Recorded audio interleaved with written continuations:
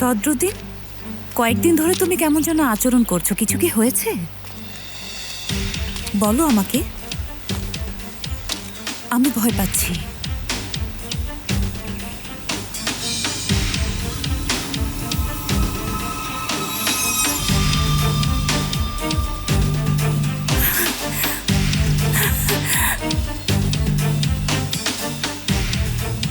আমার জন্য তুমি অনেক বদলে গেছো। চলো কোথাও ঘুরতে যাই।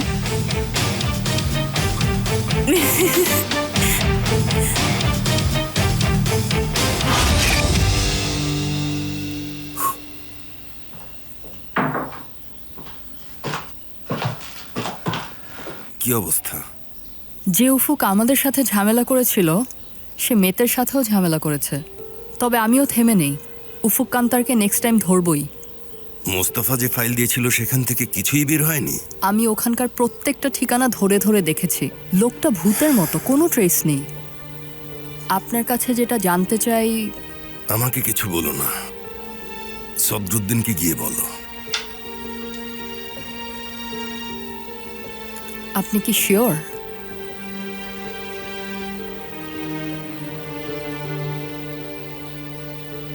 ঠিক আছে, আপনি যা বলবেন বাবা।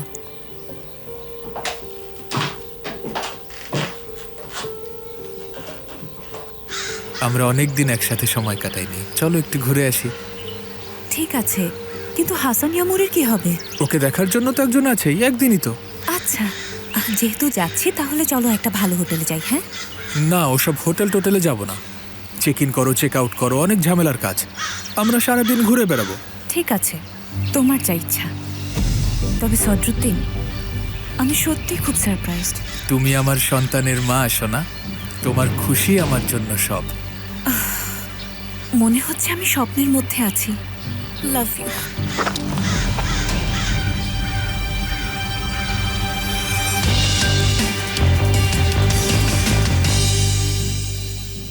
যদি আমরা বিশ্বব্যাপী জরিপ করি তাহলে সারা বিশ্বে এই বিয়ে খাতে কত টাকা ব্যয় হয় জানো ভাই? না, জানি না। আমিও জানি না, তবে এটা জানি যে অনেক বেশি আর অপ্রয়োজনীয়। বিয়েতে 2 ঘন্টার জন্য একটা পোশাক, বরের স্যুটের পিছনেই কোটি কোটি টাকা খরচ হয়। এ তো গেল বর বউয়ের সাজার হিসাব। এরপরে আছে লোকজনকে দাওয়াত দেওয়া, কেক কাটা, সারা বাড়ি জুড়ে ডেকোরেশন, ব্রাইডাল হেড। আচ্ছা, ব্রাইডাল হেডটা কি? আসলেই তো ব্রাইডাল হেডটা কি? নর্মাল শেভ আর বরের শেভের মধ্যে পার্থক্যটা কি? আর হাস্যকর সব নতুন রীতিনীতি। আচ্ছা, জুতার তলায় নাম লেখার ব্যাপারটা কোত্থেকে এলো? আর বউ আবার পেছনে ফুল ছুঁড়ে মারে, আর অন্য একজন ফুলটা ধরে ফেলে। পরের সপ্তাহে সেটা এমনই থাকবে। আচ্ছা, এসব কি আমাদের রীতিনীতি বা ঐতিহ্যের কোনো জায়গায় পড়ে বন্ধু? কি এক উদ্ভট আর লোভী জাতি আমরা। সদরুদ্দিনকে দেখেছো তোমরা? মাত্রই সে এসেছে। সেফার? ভেতরে দর্জির সাথে আছে। সে দর্জি না, ফ্যাশন ডিজাইনার। দুঃখিত। ও সেমা মাই ডিয়ার, কি খবর, কেমন আছো? ভালো আছি ডিয়ার, তুমি কেমন আছো? আচ্ছা, কি করলে? কিছু পাওয়া গেছে? তোমার লোকটা এমন কেন? কিছুই পছন্দ হয় না? সেফের সাহেব, আসুন, যেভাবে আছেন সেভাবেই আসুন, দেখি কেমন লাগছে।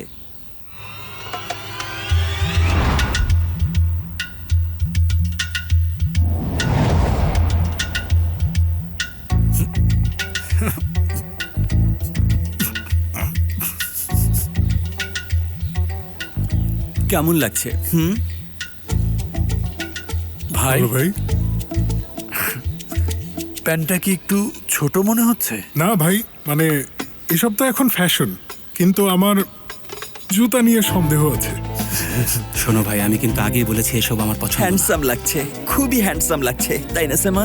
আসলে আমিও অনেক কিছু জানতাম না। আমার সামনে একটা আয়না এনে রাখুন দেখি।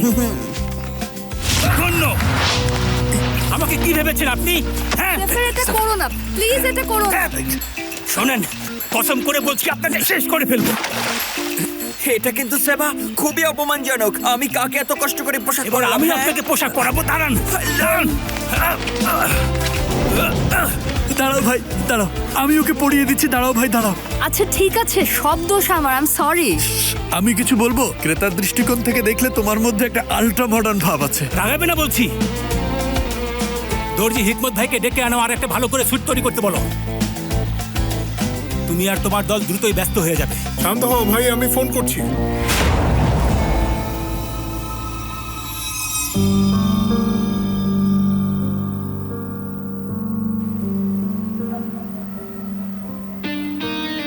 স্যার, আমরা ইস্তানবুলের প্রায় সকল চক্ষু বিশেষজ্ঞদের খোঁজ নিয়েছি। স্পেশালি আমরা সিনানকে গুলি করার পরের দিন সকল স্পটগুলো স্ক্যান করেছিলাম। অ্যালবিনোদের জন্য বিশেষভাবে তৈরি চশমার 4টি অর্ডার রয়েছে, এর মধ্যে 3টি বাতিল। আর 4 নাম্বারটি? ওখান থেকে কিছু বের হয়ে আসতে পারে। একজন লোক অলরেডি একটা অর্ডার দিয়েছে, কিন্তু কোনো অ্যাড্রেস, কোনো ইনফরমেশন কিছুই নেই। মেবি এটা ফেক হতে পারে। এটাই সেটা। Good, very good. দেখুন, ওই দোকানটাকে দেখুন স্যার, এটার উপর আমাদের নজর রাখতে হবে। আমরা দোকানের মালিককেও জানিয়েছি, কিছু ঘটলে সঙ্গে সঙ্গেই জানাবে। আমরা তাকে শীঘ্রই খুঁজে পাবো। জলদি তাকে খুঁজে বের করো। খুঁজে বের করতেই হবে।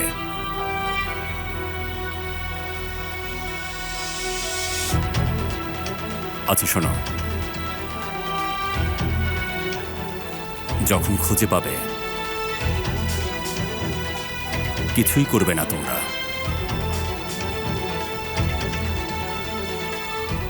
বুঝতে পেরেছ? কিন্তু স্যার, আপনি নিশ্চয়ই খারাপ কিছু করবেন না, তাই না? আমি যেটা বলছি সেটাই করো তুমি।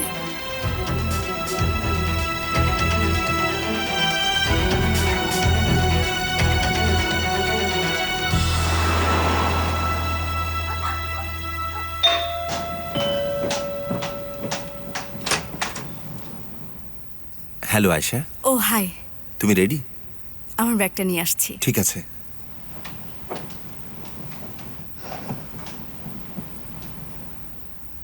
হয়তো আগামীকাল আসবে, তখন আমরা আপনার ঠিক পেছনেই থাকবো স্যার।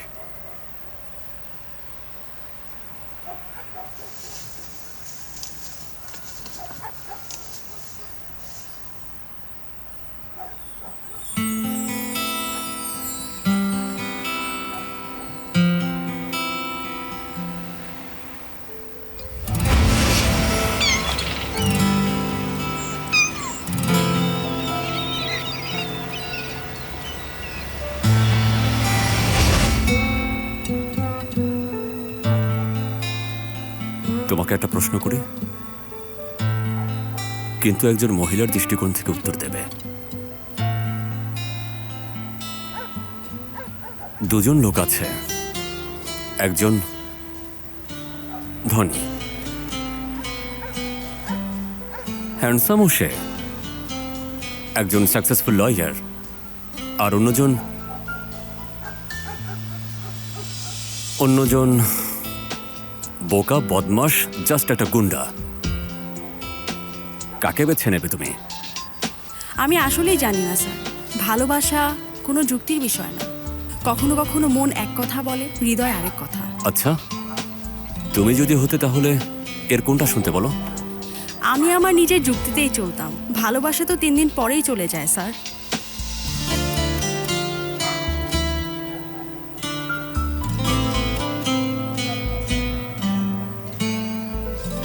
তুমি কি ড্রিঙ্ক নিয়ে আসতে পারবে?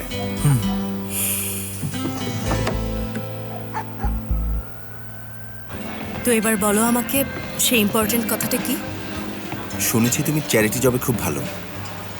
আর বলো না, ওই সব কিছুই আমার জেলখানায় শেষ হয়ে গেছে।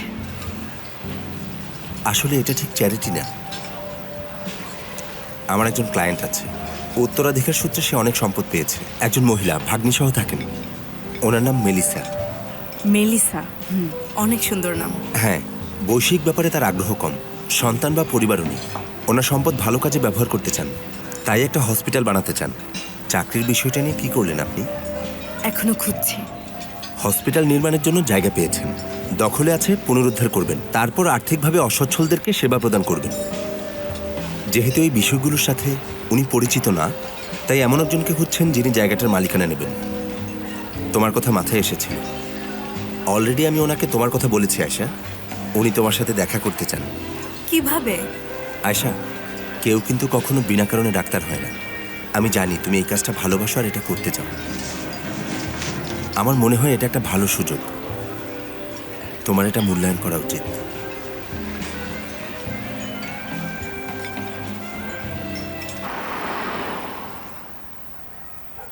দোকান তো বন্ধ করে দিচ্ছে। আমরা সকাল 6টা থেকে এখানে। আমরা কিছু খেয়ে আসবো। তোমরা যাও, আমার কাজ আছে।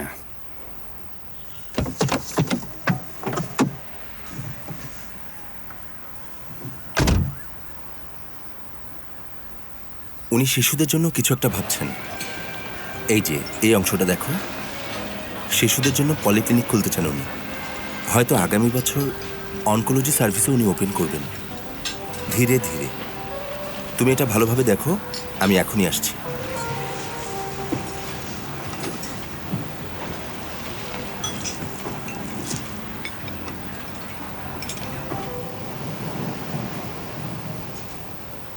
নর্মালি আমি কাউকে এতটা সাবধান করি না, তবে ওরা বলেছে আপনি নাকি একজন ইম্পর্টেন্ট লোক। আপনি এখানে কি করছেন? বাহারির মেয়ের সাথে আড্ডা দিচ্ছিলেন না? কেস থেকে সরে আসুন, মেয়েটার ক্ষতি হবে। মেয়েটার মন জয় করতে গিয়ে ওর লাইফটাকে রিস্কে ফেলবেন না। আপনি কে আর কি চান বলুন। কুল ম্যান, আপনার সাথে এটাই শেষ দেখা, ভালোর জন্যই বলছি।